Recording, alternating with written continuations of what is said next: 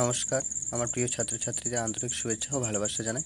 যে তোমরা যে কলেজে উঠে গেছো, সেই সেমিস্টার পাসে তোমাদের কত মার্কস লাগবে, সেমিস্টার পাস করতে কত নাম্বার?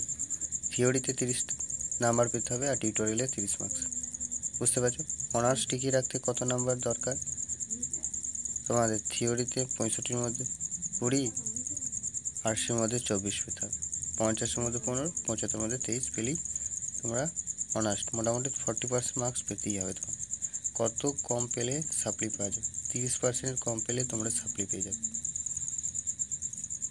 সাপ্লি এক্সাম কখন হয় না? Odd semester first, third, fifth same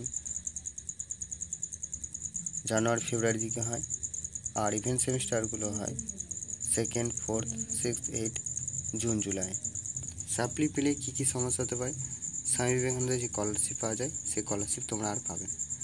তাই সাপ্লি না পাওয়ার আগে তোমাদেরকে ভাবতে হবে যে আমরা যেন সাপ্লি না পাই, ভালো করে পড়াশোনা করে আমরা 40% ওপর যেন মার্কস আনতে পারি।